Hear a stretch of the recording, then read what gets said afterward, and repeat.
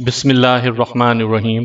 سامعین کرام، آپ سن رہے ہیں اردو ناول خون آشام، جس کے مصنف ہیں ایم اے راحت، اور یہ اس سلسلے کی قسط نمبر 20 ہے۔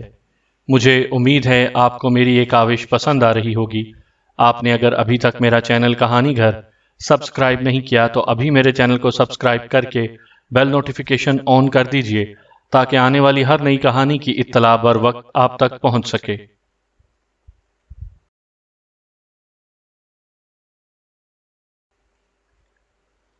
وہ سب مجھ پر مکھیوں کی طرح ٹوٹ پڑے اور چاروں طرف سے میرے جسم سے لپٹ گئے، حالانکہ ان کے پاس خنجر بھی تھے اور کلہاڑے بھی، لیکن انہوں نے انہیں استعمال نہیں کیا۔ غالباً وہ مجھے دبوچ کر ہی ٹکا بوٹی کر ڈالنا چاہتے تھے۔ دو کی گردنیں میں نے اپنے بغل میں دبائیں اور پوری قوت سے انہیں بھینچ لیا۔ باقی انہی کے جسم کا سہارا لے کر سامنے آنے والے شخص کی گردن کو میں نے اپنے دونوں پیروں کی ضرب کا نشانہ بنایا اور اس شخص کے حلق سے ایک کربناک چیخ نکلی۔ میرے پیروں کی ضرب غالباً اتنی ہی شدید تھی کہ اس کی گردن کی تمام ہڈیاں یا نرخرا وغیرہ ایک دوسرے سے چپک گئے تھے۔ یہ پہلا آدمی میرے ہاتھوں اس طرح ہلاک ہوا۔ باقی جن کو بغلوں میں دبایا ہوا تھا ان کا بوجھ بھی اب اپنے اوپر ہی محسوس ہو رہا تھا۔ غالباً وہ یا تو بے ہوش ہو گئے تھے یا پھر چل ہی بسے تھے۔ بس اب میں کیا کرتا، اپنے آپ کو تماشا تو نہیں بنا سکتا تھا۔ انہیں چھوڑ کر میں نے باقی لوگوں کی جانب دیکھا۔ وہ لوگ سنبھل گئے تھے اور آہستہ آہستہ مجھ سے دور ہٹ رہے تھے، اور انہوں نے عقل مندی سے کام لے کر اپنے کلہاڑے نکال لیے۔ 3 انسان زمین پر بے سدھ پڑے ہوئے تھے، جن میں سے ایک کی موت کی تو بآسانی تصدیق کی جا سکتی تھی، باقی 2 کے بارے میں صحیح فیصلہ مشکل ہو گیا تھا۔ ان چاروں نے اپنے کلہاڑے ہلا ہلا کر پینترے بدلے۔ وہ کوشش کر رہے تھے کہ ان لاشوں سے ان کے پاؤں نہ ٹکرانے پائیں۔ میں نے اس کے لیے بھی انہیں موقع دیا اور تھوڑا سا پیچھے ہٹنے کے لیے کہا، لیکن میں نے محسوس کیا تھا کہ ان کے چہروں پر خوف کے آثار ہیں۔ ان کے انداز میں جھجک پیدا ہو گئی تھی، لیکن راجہ کرنام سنگھ کے حکم میں انہیں لڑنا ہی تھا۔ چنانچہ انہوں نے میرے پورے جسم کو نشانہ بنایا اور ان کے کلہاڑوں کی دھاروں نے میرے جسم کو چھوا بھی۔ اگر کوئی عام آدمی ہوتا تو ان چاروں کی مہارت کی تاب نہ لا کر ٹکڑے ٹکڑے ہو چکا ہوتا، لیکن میرے جسم پر پڑنے والے کلہاڑوں کی ضربیں انہیں اپنے ہاتھوں پر بھی محسوس ہوئی تھی۔ ان کے ہاتھ سے تو کلہاڑا چھوٹ گیا، باقی 3 حیرانی سے پیچھے ہٹ گئے۔ میں نے آگے بڑھ کر ان میں سے ایک کو پھر پکڑ لیا۔ عقب میں سے ایک کلہاڑا بردار نے مجھ پر حملہ کیا تو میں نیچے جھک گیا اور اس شخص کا کلہاڑا میرے بازوؤں میں دبوچے ہوئے شخص کے خود پر پڑا اور اس کی چادر پھاڑتا ہوا اس کے سر میں اتر گیا۔ میں نے اسے چھوڑ دیا اور ضرب لگانے والے کو اس کی جگہ اپنی گرفت میں لے لیا، لیکن باقی بچا ہوا ایک شخص اب ایسی بیکار ضرب لگانا نہیں چاہتا تھا۔ اس نے میری کمر پر وار کیا اور میں نے دبوچے ہوئے شخص کو اس کے سامنے کر دیا۔ کلہاڑا اس شخص کی پسلیاں کاٹتا ہوا اس کے بدن میں اتر گیا، پھر مزید ایک آدمی کو گردن دبوچ کر بے ہوش کر دیا۔ بس اتنا ہی کر رہا تھا میں کہ ایک ایک کو موت کی جانب روانہ کرنا میری ذمہ داری نہیں تھی۔ چنانچہ آخری کلہاڑا بردار رہ گیا۔ وہ بدحواس ہو کر واپس پلٹا اور میں اپنی جگہ پر ساکت ہو گیا، لیکن اس کے بعد وہاں موجود لوگوں نے جو شور مچایا تو صحیح معنوں میں یوں محسوس ہوا جیسے سماعت ہی چلی جائے گی۔ وہ بھاگنے والے شخص کو لعنت ملامت کر رہے تھے۔ دوسری جانب راجہ کرنام سنگھ کی طرف سے لوگوں کو خاموش ہونے کے لیے کہا جا رہا تھا، لیکن جوش میں ڈوبے ہوئے لوگ 6 انسانوں کو زندہ یا مردہ شکل میں دیکھ رہے تھے، اور باقی رہ گیا تھا ایک جس کی موت سے مجھے کوئی دلچسپی نہیں تھی۔ وہ بھاگ کے اس دروازے سے اندر داخل ہو گیا جس سے وہ گھوڑے سمیت باہر نکلا تھا، لیکن چند ہی لمحات گزرے تھے کہ بہت سے تنو من لوگ اسے دھکیلتے ہوئے لائے اور اسے میری جانب دھکا دے دیا۔ وہ شخص بری طرح بدحواس ہو رہا تھا۔ میں نے اس کا لباس اپنی مٹھی میں جکڑا اور کہا، نہ ہی مجھے ان 6 لڑاکوں کی ہلاکت سے کوئی دلچسپی تھی اور نہ ہی تیری ہلاکت سے میں نے تجھے شکست دی ہے۔ کیا تو شکست تسلیم کرتا ہے؟ وہ شکست تسلیم کرنے کے انداز میں زمین پر لیٹ گیا۔ تبھی ایک بہت زیادہ قد آور آدمی جو جسمانی طور پر پہلوان نظر آتا تھا آگے بڑھا۔ اس نے غصے کے عالم میں زمین پر پڑا ہوا ایک نیزہ اٹھایا اور آگے بڑھ کر اس شخص کے سینے میں گاڑ دیا۔ اس کی بے پناہ طاقت کا اندازہ اس بات سے ہوتا تھا کہ سینے پر چڑھی ہوئی آہنی چادر کو چیرتا ہوا نیزہ اس شخص کے جسم میں داخل ہو گیا اور زمین میں پیوست ہو گیا تھا۔ اور وہ اپنے سینے میں گڑے ہوئے اس بانس کے ساتھ ساتھ جدوجہد کر رہا تھا۔ چند لمحات کے بعد یہ جدوجہد سرد پڑ گئی۔ قوی ہیکل آدمی نے جو گورا چٹا تھا اور میرے قد سے اونچا نکلتا تھا، خونی نگاہوں سے مجھے دیکھا، پھر اپنے پیچھے موجود لوگوں کو دونوں ہاتھوں سے ہٹنے کا اشارہ کر کے میری جانب بڑھا۔ اس نے کہا، سورما خالی ہاتھوں سے مقابلہ کرنا چاہتا ہے تو میں تجھے بتاؤں کہ مقابلہ کیسے کیا جاتا ہے۔ میں نے اسے مسکرا کر دیکھا۔ وہ آہستہ آہستہ میری جانب بڑھا۔ اس نے دونوں ہاتھ پہلوانوں کے سے انداز میں سامنے کیے، اور جب میں نے اس کی پذیرائی نہ کی تو اس نے ہاتھ بلند کر کے میرے شانوں پر مارے، اور اس کے بعد انہیں پھسلاتا ہوا میری کمر کے گرد لے گیا۔ اس نے مجھے کمر سے دبوچ لیا اور بل کھا کر غالباً مجھے اٹھانے کی کوشش کی، لیکن میں نے اپنے پاؤں زمین میں گاڑ دیے، اور وہ شخص جس نے اپنے طور پر یہ سوچا تھا کہ مجھے زمین سے اٹھانے میں اسے ایک لمحہ بھی نہیں لگے گا، اپنی ہی لچک میں دھوکہ کھا گیا۔ چونکہ اسے ایک ایسے جسم سے واسطہ پڑا تھا جسے وہ ہلا نہیں سکتا تھا، چنانچہ اس کی پسلی اپنی جگہ سے کھسک گئی اور وہ مجھے چھوڑ کر خود ہی میرے قدموں میں گر پڑا، لیکن پھرتی سے پلٹیاں کھاتا ہوا دور نکل گیا، غالباً اس تصور کے ساتھ کہ کہیں اس موقع سے فائدہ اٹھا کر میں اس پر وار نہ کروں۔ میرے منہ سے ہنسی چھوٹ گئی۔ میں نے ہاتھ ہلاتے ہوئے کہا، سورما، مجھے زمین سے اٹھا۔ وہ پھٹی پھٹی نگاہوں سے مجھے دیکھ رہا تھا۔ ہمت کر کے وہ خود زمین سے اٹھا، اور اس بار اس نے اپنے تنومند اور انتہائی وزنی جسم کو تول کر اچھل کر دونوں لاتیں میرے سینے پر مارنے کی کوشش کی، لیکن میں نے اپنے بدن کو ذرا سا ترچھا کیا اور اس کی ٹانگوں کے درمیان آ کر اس کی دونوں ٹانگوں کو اپنی بغلوں میں لے لیا۔ اب وہ آدھے جسم سے زمین پر پڑا ہوا تھا اور اس کی ٹانگیں میری بغلوں میں پھنسی ہوئی تھیں۔ دونوں ہاتھ اس انداز میں اٹھ رہے تھے جیسے وہ مدافعت کرنا چاہتا ہو۔ میں نے اسے گھمایا اور میری رفتار تیز ہوتی چلی گئی۔ پھر دیکھنے والوں نے یہ بھی دیکھا کہ میں پھر کنی کی طرح گھوم رہا ہوں، اور اس کے بعد میں نے اس شخص کو چھوڑ دیا۔ غالباً میں نے اس سے پہلے کبھی کوئی ایسا مظاہرہ نہیں کیا تھا، اس لیے مجھے یہ اندازہ نہیں تھا کہ اس طرح گھومتے ہوئے کسی کو چھوڑ دینے سے اس کے دور جانے کی رفتار کیا ہوگی۔ گوشت اور ہڈیوں کے اس پہاڑ کو میں نے دیوار سے ٹکراتے ہوئے دیکھا، جس کا فاصلہ بہت تھا، اور اس کے ٹکرانے سے جو دھماکہ ہوا تھا وہ بھی ناقابل یقین۔ لیکن دیوار سے ٹکرانے کے بعد جو چیز نیچے گری تھی وہ نہ اس جسامت کی تھی جس جسامت کا وہ شخص تھا، اور نہ اس شکل و صورت میں تھی جس میں میں نے اسے چھوڑا تھا۔ اس کا سر شانوں سے اتر کر نہ جانے کہاں تک پہنچا تھا، ٹانگیں وغیرہ سب مڑ توڑ گئی تھیں، اور جسم سے خون کے دھارے اس طرح پھوٹ رہے تھے جیسے فوارے چل رہے ہوں۔ اب اس کے تمام ساتھی، جن کی تعداد اس وقت گنی نہیں جا سکتی تھی، مجھ پر ٹوٹ پڑے۔ میں نے اس دن کو برا دن قرار دیا تھا، کیونکہ بلا وجہ میرے غیر دشمن افراد میرے ہاتھوں مر رہے تھے، لیکن کرنام سنگھ بھی تو یہی چاہتا تھا۔ ایک بار پھر مجمع ساکت اس منظر کو دیکھ رہا تھا، اور میں ان میں سے ایک ایک شخص کی کھوپڑی توڑ رہا تھا۔ وہ لوگ مجھ پر اپنے ہتھیار بھی آزما رہے تھے، نیزے، کلہاڑے، خنجر، لیکن میں نے انہیں بے اثر کر دیا تھا، اور پھر انتہائی افسردگی کے ساتھ میں نے آخری آدمی کی دونوں ٹانگیں پکڑ کر اسے درمیان سے چیر کر پھینک دیا، اور ان دروازوں کی جانب دیکھنے لگا جن سے یہ سارا طوفان برآمد ہو رہا تھا، لیکن کھلے ہوئے دروازوں سے اب کوئی باہر نہیں آیا۔ میں دیر تک انتظار کرتا رہا، اور پھر ٹٹول ٹٹول کر ایک ایک شخص کو دیکھنے لگا، لیکن سارے کے سارے ہی بے جان پڑے ہوئے تھے۔ تب میں نے چیخ کر کرنام سنگھ سے کہا، کرنام سنگھ، اور لوگوں کے بھیجو، اب میں جنگ کے لیے تیار ہو رہا ہوں۔ اگر تم نے میری خواہش پوری نہ کی تو میں ان لوگوں کو ہلاک کرنا شروع کر دوں گا جو میرے سامنے بیٹھے ہوئے ہیں۔ لوگوں کے چہروں پر بدحواسی پھیل گئی۔ کرنام سنگھ اپنے قریب بیٹھے لوگوں سے مشورے کرنے لگا۔ پھر ایک شخص نے کھڑے ہو کر زور سے کہا، مہاراج تمہیں بدھائی دیتے ہیں سورما، تم ان کے معیار پر پورے اترے ہو۔ رنبیر سنگھ کی جاگیر اب تمہاری ہوئی، اب اور لوگوں کو تمہارے مقابلے پر نہیں بھیجا جائے گا۔ بس لڑائی کا یہ کھیل ختم ہو گیا۔ اتنی جلدی؟ اب تو میرے ہاتھ پیر کھلے ہیں اور میں لڑنا چاہتا ہوں۔ نہیں سورما، تم نے اپنا کام پورا کر دیا ہے، خود کو سنبھالو، یہ امتحان تم دے چکے ہو، اور اب اور کوئی تم سے لڑنے نہیں آئے گا۔ میں نے مایوسی سے گردن ہلائی، لیکن دلچسپ نگاہوں سے ان لوگوں کے چہرے بھی دیکھے جو صاف خوف زدہ نظر آتے تھے۔ لوگ موقع پا کر منتشر ہونے لگے۔ ان کی واپسی کی رفتار بہت تیز تھی، غالباً اس خوف کا شکار تھے کہ اگر میں اپنی طبیعت پر قابو نہ پا سکا تو کیا ہوگا۔ بہرحال میں بھی متعلقہ افراد کے درمیان پہنچ گیا اور مجھے بڑی عزت و احترام سے 2 گھوڑوں کے ایک کھلے رتھ پر سوار کروایا گیا اور اس کے بعد محل واپسی ہو گئی۔ میرے سلسلے میں احکامات دے دیے گئے تھے، چنانچہ مجھے محل کے بجائے کسی اور عمارت میں لے جایا گیا۔ یہ عمارت بھی بالکل قلعہ نما تھی اور بڑی بڑی پتھروں کی چٹانوں کو جوڑ کر بنائی گئی تھی۔ یہاں بھی خاصے اچھے انتظامات نظر آ رہے تھے۔ میں نے اپنے ساتھ آنے والوں سے پوچھا، یہ کون سی جگہ ہے؟ پرانا راج محل۔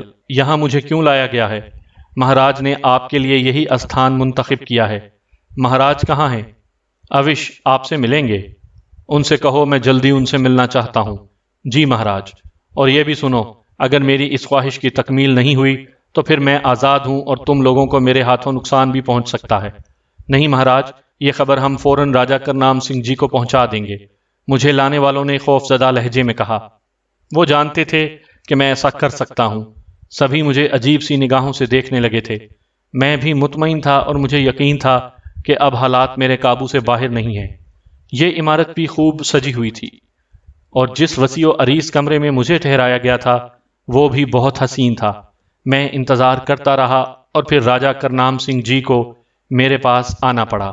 بوڑھا تارا چند اور دوسرے کچھ اور افراد اس کے ساتھ تھے۔ خوب صلاح مشورہ کر کے آئے تھے یہ لوگ، اور میں نے بھی دل میں طے کر لیا تھا کہ میرے ساتھ جو واقعات پیش آئیں گے ان کے بارے میں بعد میں یہ فیصلہ کر لوں گا کہ کیا کیا جائے۔ اصل مسئلہ تیجومل کی رہائی کا تھا۔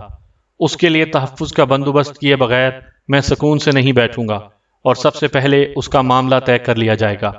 راجہ کرنام سنگھ نے چہرے پر مصنوعی مسکراہٹ پیدا کر کے کہا، سورما، اپنے دوستوں میں تیرے شامل ہونے کا مقصد میرے لیے آرام ہی آرام ہے۔ میرے دشمن مجھ سے ڈریں گے کیونکہ تجھ جیسا دوست مجھے حاصل ہوگا، پر تو نے ہم سب کو واقعی حیرت میں ڈال دیا ہے۔ جو وعدے تجھ سے کیے گئے ہیں وہ تیری خوشی کے مطابق ہی پورے کیے جائیں گے۔ کیا تو یہ نہیں بتائے گا کہ ہمیں تیری اس طاقت کا راز کیا ہے؟ بڑی عجیب بات ہے کرنام سنگھ مہاراج، ابھی میری اور آپ کی دوستی کا آغاز کہاں ہوا ہے؟ ابھی تو میں نے اپنا امتحان دیا ہے، ایک شرط جیتی ہے میں نے، دوستی تو بہت بعد کی چیز ہوتی ہے۔ تو کیا تو ہمیں اپنے دوستوں میں قبول نہیں کرے گا؟ یہ آپ کے رویے پر منحصر ہے مہاراج۔ کیسا رویہ؟ جو وعدے آپ نے کیے ہیں ان کی تکمیل۔ وہ تو ہم نے تجھ سے کہہ دیا، راجاؤں کے وعدے راجاؤں کے وعدے ہوتے ہیں، بھلا ان میں کیا کھوٹ؟ تو پھر میں ان میں سب سے پہلے دعوے کی تکمیل چاہتا ہوں۔ کیا؟ تیجومل کو رہا کر کے میرے پاس لایا جائے اور اس کے بعد اسے بھول جایا جائے۔ یہ کون سی بڑی بات ہے؟ راجہ کرنام سنگھ نے کہا، اور پھر ایک آدمی کی طرف رخ کر کے بولا، تیجومل تیلی کو لے آؤ۔ وہ شخص اس جگہ سے باہر نکل گیا۔ میں نے مسکراتی نگاہوں سے ان سب کو دیکھا اور راجہ سے کہا، راجہ کرنام سنگھ، تم نے تو مجھے لڑنے کا موقع ہی نہیں دیا۔ تو سچ مچ بہادر ہے، طاقتور ہے۔ جن لوگوں کو میں تیرے ہاتھوں کھو چکا ہوں ان کی موت کا مجھے جیون بھر افسوس رہے گا۔ کاش میں اتنے بڑے سورماؤں کو تیرے مقابلے پر نہ لاتا، مگر مجھے امید نہیں تھی کہ ایک آدمی اتنا طاقتور ہو سکتا ہے۔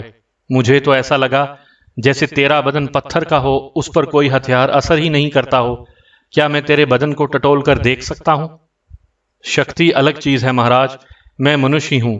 چاہتا تو اپنے آپ کو آسانی سے اوتار یا دیوتا کہہ سکتا تھا اور تم لوگ اسے مان لیتے، لیکن ایک بار پھر تم سے یہ کہہ رہا ہوں کہ میں تم لوگوں کی طرح گوشت پوست کا انسان ہوں، اور مجھ میں ایسی کوئی خاص بات نہیں ہے جو عام لوگوں سے الگ ہو۔ چنانچہ اس خیال کو تم لوگ ذہن سے نکال دو کہ میں کوئی غیر انسانی ہستی ہوں۔ اگر انسان ہے تو نہ جانے کون سی مٹی سے بنا ہے تو۔ بہرحال ہمیں خوشی ہے کہ تو جیتا رہا۔ تیجومل تیرے پاس آ جائے گا اور اس کے لیے تو جو چاہے گا وہی ہوگا۔ باقی تجھ سے بعد میں باتیں ہوں گی، کیونکہ تو ہم سے ملنا چاہتا تھا، اس لیے ہم فوراً تیرے پاس چلے آئے۔ یہ ہماری دوستی کا ہاتھ ہے تیری طرف۔ میں تم سے دوستی کر لوں گا راجہ کرنام سنگھ، لیکن پہلے تیجومل کا معاملہ طے ہو جائے۔ کیا یہ حیرت کی بات نہیں ہے کہ ایک معمولی سا تیلی تیرے لیے اتنی اہمیت رکھتا ہے؟ حیرت کی بات نہیں ہے مہاراج، آپ کے کہنے کے مطابق وہ معمولی سا تیلی ہے۔ آپ کو اندازہ ہے کہ مجھے ایک تیلی سے کچھ حاصل نہیں ہوگا، لیکن یہ میری فطرت کا ایک پہلو ہے کہ اگر میں کسی کا دوست بنتا ہوں تو اس کے لیے سب کچھ کرنے پر آمادہ ہو جاتا ہوں۔ راجہ کرنام سنگھ کے چہرے پر ایک لمحے کے لیے سوچ کے آثار ابھر آئے، پھر اس نے اپنے آپ کو سنبھال لیا۔ مجھے اندازہ تھا کہ میرے ان الفاظ نے راجہ کو سوچنے پر مجبور کر دیا ہے، لیکن فطرتاً برا آدمی تھا، دوستوں پر اعتبار نہیں کر سکتا تھا۔ اسے اپنی راج گدی بچانے کی فکر تھی اور وہ ایک طاقتور آدمی کو زندگی دینا ہی نہیں چاہتا تھا کہ کہیں وہ کبھی کسی مرحلے پر اس کے مقابلے میں کھڑا ہو جائے۔ پھر اس نے کہا، اب ہمیں واپسی کی آگیا دے، راج پاٹ کے بہت سے کام ہوتے ہیں، کل تجھ سے مل لیں گے۔ تیجومل میرے پاس پہنچ رہا ہے نا؟ میں نے سوال کیا۔ ہم نے تیرے سامنے حکم دیا ہے۔ ٹھیک ہے، میں نے کہا، اور راجہ واپسی کے لیے اٹھ گیا۔ تمام لوگ واپس چلے گئے تھے، لیکن جاتے جاتے تارا چند نے 2-3 بار مجھے ایسی نگاہوں سے دیکھا تھا جن میں کوئی خاص بات تھی۔ شاید وہ مجھے ہوشیار کر رہا تھا، شاید وہ مجھ سے کچھ کہنا چاہتا تھا، لیکن بیکار تھا۔ اگر میں کسی قسم کا اظہار کرتا تو اسی کی زندگی کے لیے خطرناک ہو سکتا تھا۔ چنانچہ میں نے بے پرواہی اختیار کی اور تیجومل کا انتظار کرتا رہا۔ اندازہ تو یہی تھا کہ راجہ کرنام سنگھ تیجومل والے وعدے کو ضرور پورا کر دے گا۔ اس کے دل کے حالات تو تقریباً میرے علم میں تھے۔ یہی ہوا۔ کچھ ہی دیر کے بعد تیجومل میرے پاس پہنچ گیا۔ مجھے دیکھ کر وہ مجھ سے لپٹ گیا اور زار و قطار رونے لگا۔ سامعین کرام، آپ یہ کہانی میرے چینل کہانی گھر پر سن رہے ہیں۔ آپ نے اگر ابھی تک میرا چینل کہانی گھر سبسکرائب نہیں کیا تو ابھی میرے چینل کو سبسکرائب کر کے بیل نوٹیفیکیشن کو آن کر دیجئے تاکہ آنے والی ہر نئی کہانی کی اطلاع بر وقت آپ تک پہنچ سکے۔ دیکھا بھیا بیاس تو نے، غریب کی جورو سب کی جابی، ارے سسرے نے اٹھا لیا ہمیں، لے آئے باندھ کے گھوڑے سے، جنگل پانی کے لیے گئے تھے ہم، بس پکڑے گئے بھیا، سسروں نے لا کے بند کر دیا، ٹھیک سے روٹی بھی نہیں دی۔ ارے بھیا تو یہاں کہاں سے آ گیا بیاس؟ میرے ہونٹوں پر مسکراہٹ پھیل گئی۔ میں نے کہا، جانتے ہو تیجومل تمہیں کون لایا ہے؟ ارے وہی سسرے رمبیر کے آدمی ہوں گے، اور کون؟ کیا تمہیں کرنام سنگھ کے سامنے پیش کیا گیا تھا؟ راجہ کرنام سنگھ کے سامنے؟ ہاں۔ نہ ہی بھیا، وہ یہاں کہاں؟ تو کیا تمہیں یہ بھی معلوم نہیں کہ تم اس وقت راجدھانی میں ہو؟ ہیں؟ تیجومل حیرت سے بولا۔ ہاں، اس سے پہلے کبھی راجدھانی میں آئے ہو؟ کیوں نہیں، بہت سی بار آ چکے ہیں، پر یہ نہیں معلوم تھا ہمیں کہ سسرے ہمیں راجدھانی ہی میں لے آئے ہیں۔ ارے ہم مہاراج کے سامنے پیش ہوں گے، انہیں اپنی بپتا سنائیں گے۔ سنو تیجومل، جو کچھ میں کہہ رہا ہوں اسے غور سے سنو۔ میں تمہاری تلاش میں یہاں آیا تھا اور یہاں بہت سا کام کیا ہے میں نے۔ راجہ کرنام سنگھ جی نے مجھے یہاں ٹھہرایا ہے۔ میں نے ان سے تمہاری رہائی کی بات کر لی ہے اور اب تم آزاد ہو۔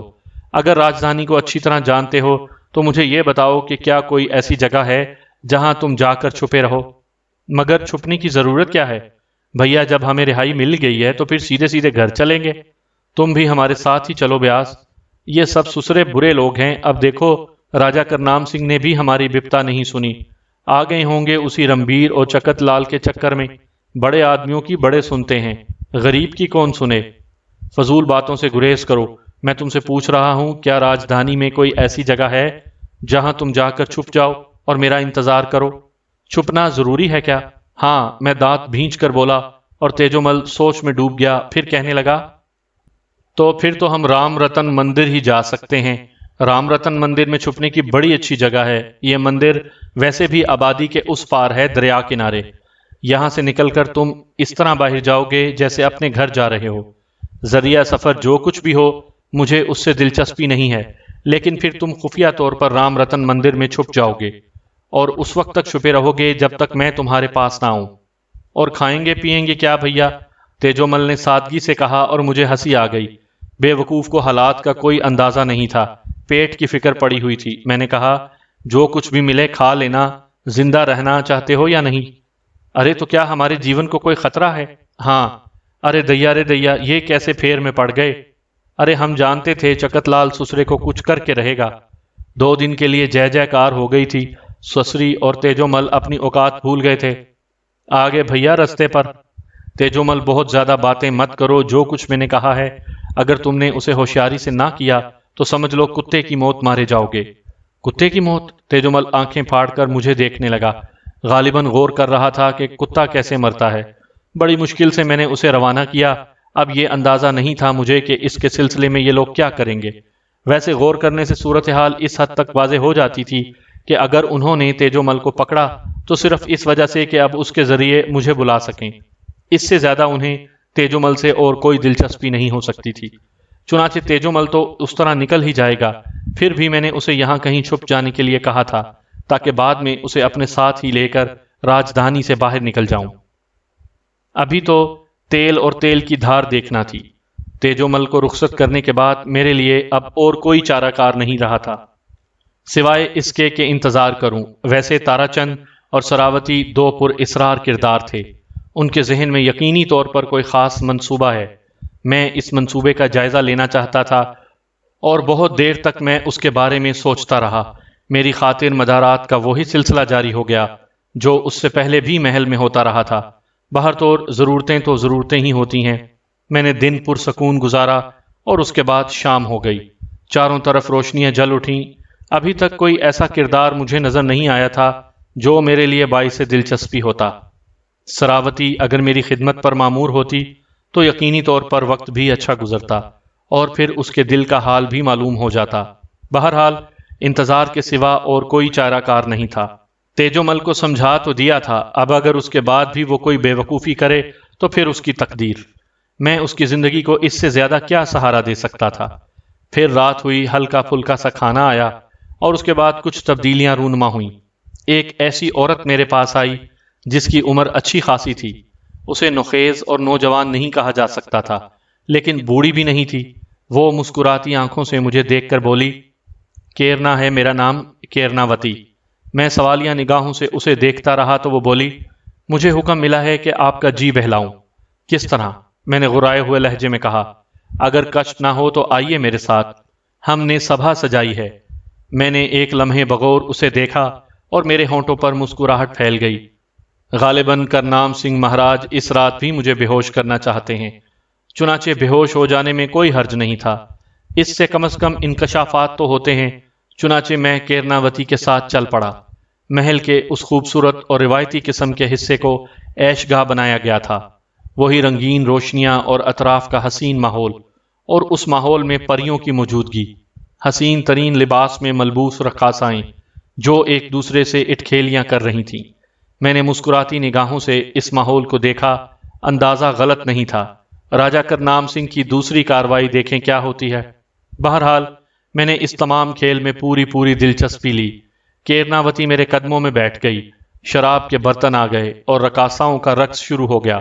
کیرناوتی نے پہلا جام بھرا اور مجھے پیش کرتے ہوئے کہا، جاگیردار اپنی نئی جاگیر کا پہلا جام سویکار کریں۔ جاگیردار؟ میں نے حیرت سے پوچھا۔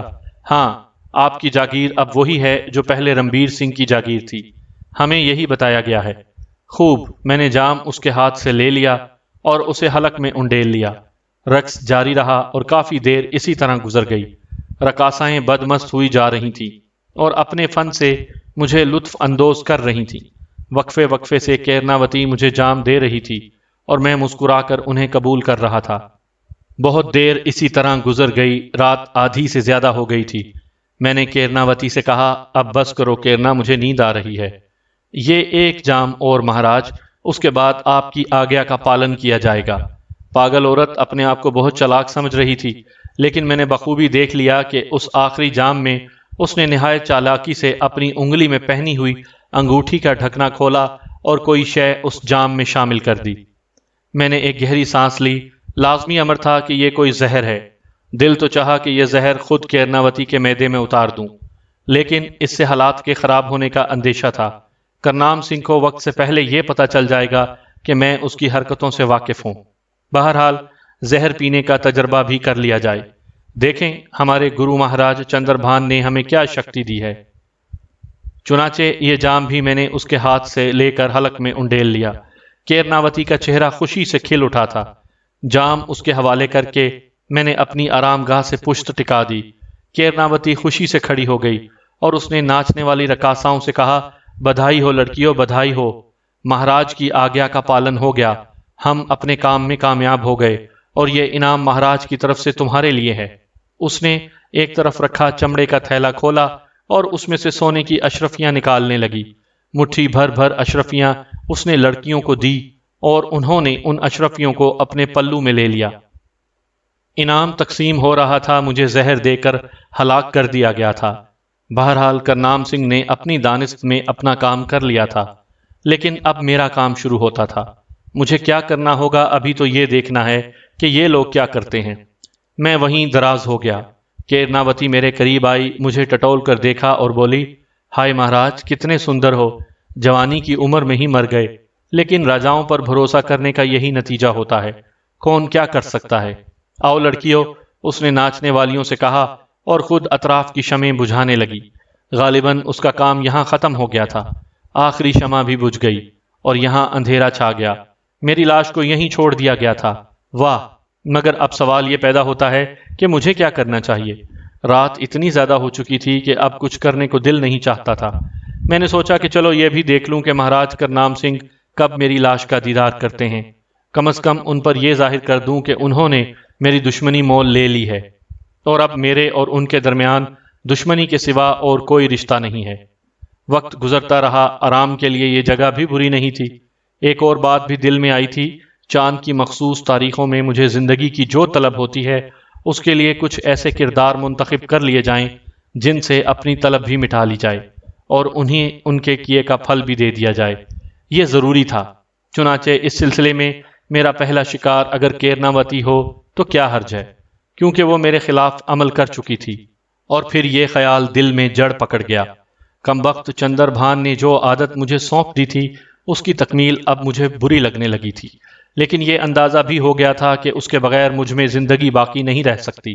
لیکن اس کے لیے اگر دوستوں کے بجائے دشمنوں کو منتخب کیا جائے تو کم از کم ذہنی کوفت سے بچوں گا، اور دشمنوں کا انتخاب مشکل کام نہیں تھا۔ ہاں، ان تک پہنچنے کے لیے ذرا سی جد و جہد کرنا ہوگی، لیکن یہ زیادہ مناسب تھا۔ چنانچہ کیرناوتی اس سلسلے میں میری فہرست میں پہلے نام کے طور پر درج ہو گئی۔ میں آرام کرتا رہا، لیکن کچھ لوگ اب بھی مجھ سے غافل نہیں تھے۔ بہت دیر گزرنے کے بعد اچانک ہی کچھ سرسراہٹوں کا احساس ہوا اور اس کے بعد ایک شمع روشن ہو گئی۔ میں چونک پڑا، یہ کون ہو سکتا ہے؟ ابھی اس کا فیصلہ بھی نہیں کر پایا تھا کہ مجھے ایک شناسا آواز سنائی دی۔ ہے بھگوان! بہت برا ہوا، بہت ہی برا ہوا، اور میں نے اس آواز کو پہچان لیا۔ یہ سراوتی کی آواز تھی۔ یقینی طور پر اس کے ساتھ بوڑھا تارا چند بھی ہوگا۔ تارا چند میرے پاس بیٹھ گیا اور میرے بدن کا جائزہ لینے لگا۔ اس نے کہا، کچھ سمجھ میں نہیں آتا، لیکن واقعی بہت برا ہو گیا۔ بڑے کام کا آدمی تھا یہ۔ میں اب بھی تمہارے لیے کام کا آدمی ہوں، فکر مند کیوں ہوتے ہو؟ میں نے اچانک کہا اور دونوں اچھل پڑے۔ میں اٹھ کر بیٹھ گیا تھا۔ دونوں پھٹی پھٹی آنکھوں سے مجھے دیکھنے لگے۔ شاید ان کے اندر میں خوف بھی بیدار ہو گیا تھا کہ کہیں میں مرنے کے بعد بھوت نہ بن گیا ہوں۔ تارا چند نے آہستہ سے کہا، اگر تم جیتے ہو تو پھر اب تم مانو یا نہ مانو، تمہیں ایک دیوتا کے علاوہ اور کچھ نہیں کہا جا سکتا۔ کیوں؟ اس لیے کہ تم ایک ایسا زہر پینے کے بعد بھی جیتے جاگتے ہو جو کسی ہاتھی کو بھی پلایا جاتا تو وہ جیتا نہ رہ پاتا، اور تمہیں یہ بات معلوم ہو چکی تھی، لیکن تم نے مجھے اس زہر سے بچانے کی کوشش نہیں کی۔ میں نے کہا، اور میرے ان الفاظ پر تارا چند اور سراوتی ایک دوسرے کی صورتیں دیکھنے لگے۔ پھر سراوتی نے کہا، ہم تمہیں بچانے کی کوشش کیوں کرتے؟ تارا چند مہاراج، کیا یہ جگہ اتنی پرسکون ہے کہ تم آرام سے مجھ سے باتیں کر سکو؟ نہیں، مگر تم کیا سچ مچ جیتے ہو؟ اور تمہیں کیا معلوم کہ میں تمہیں بہت کچھ کہہ سکتا تھا اس بارے میں، لیکن تمہاری عمر مجھے اس سے باز رکھتی ہے۔ ارے اہم کو، یہاں سے نکل چلو، کون جانے کب کرنام سنگھ کے ہرکارے میری لاش اٹھانے آ پہنچے۔ چلو، سراوتی ٹھیک ہی تو کہتا ہے بیاس، تارا چند نے کہا، اور سراوتی واپسی کے لیے تیار ہو گئی۔ تارا چند بولا، میرا کرتا پکڑ لو مہاراج، ہم اندھیروں میں چلیں گے۔ سراوتی شمع بجھا دو۔ سراوتی نے فوراً روشنیاں گل کر دیں۔ میں نے ان کے ساتھ قدم بڑھاتے ہوئے کہا، مجھے تمہارا کرتا پکڑنے کی ضرورت نہیں، چلتے رہو۔ مجھے اندازہ تھا کہ میرے ان الفاظ نے تارا چند اور سراوتی کو ششدر کر دیا ہے۔ بہرحال یہاں رکنا اب کسی اہمیت کا حامل نہیں تھا۔ کرنام سنگھ اپنے خیال میں میرا خاتمہ کر چکا تھا۔ اب اس کے بعد میری لاش کو ٹھکانے لگانے کے علاوہ اور کیا کام باقی رہ جاتا ہے؟ یہ کام غالباً صبح کو اس کے سپاہی کرنا چاہتے تھے۔ تارا چند اور سراوتی اس محل کے خفیہ راستوں سے واقف تھے، چنانچہ کچھ دور جا کر وہ ایک تہہ خانے میں اتر گئے۔ یہ تہہ خانہ محل کی کوئی خفیہ سرنگ تھا، کیونکہ نیچے اترنے کے بعد وہ گھور تاریکی میں آگے بڑھنے لگے۔ خود بھی ٹھوکریں کھا رہے تھے اور ان کے خیال میں مجھے بھی ٹھوکریں لگ رہی ہوں گی، لیکن میری بینائی اتنی کمزور نہیں تھی۔ طویل سرنگ ایک جگہ جا کر ختم ہوئی، اور جب ہم اس سے باہر نکلے تو درخت جھولتے ہوئے نظر آئے۔ غالباً یہ محل سے باہر نکلنے کا کوئی خفیہ راستہ تھا۔ تارا چند نے سرگوشی میں کہا، آئیے مہاراج، ہمارے پاس سواری کا کوئی بندوبست نہیں ہے، آپ کو پیدل چلنا پڑے گا۔ آپ کو تکلیف ہوگی۔ تارا چند جی، میں تو بالکل ٹھیک ہوں، یہ پیدل سفر البتہ اچھا خاصا تھا اور اس کا اختتام ایک مندر پر ہوا تھا۔ غالباً تارا چند اسی مندر میں رہتا تھا۔ مندر میں داخل ہونے کے لیے بھی اس نے مندر کا دروازہ استعمال کرنے کی کوشش نہیں کی، بلکہ یہاں داخلہ بھی ایک درخت کی جڑ میں بنے ہوئے خاص راستے سے ہوا تھا۔ معاملات واقعی دلچسپ تھے۔ چھوٹی سی سرنگ طے کرنے کے بعد ہم مندر میں داخل ہو گئے۔ سامعین کرام، آپ سن رہے تھے اردو ناول خون آشام، جس کے مصنف ہیں ایم اے راحت، اور یہ اس سلسلے کی قسط نمبر 20 تھی۔ مجھے امید ہے آپ کو میری یہ کاوش پسند آئی ہوگی۔ آپ نے اگر ابھی تک میرا چینل کہانی گھر سبسکرائب نہیں کیا تو ابھی میرا چینل سبسکرائب کر کے بیل نوٹیفیکیشن آن کر دیجئے تاکہ آنے والی ہر نئی کہانی کی اطلاع بر وقت آپ تک پہنچ سکے۔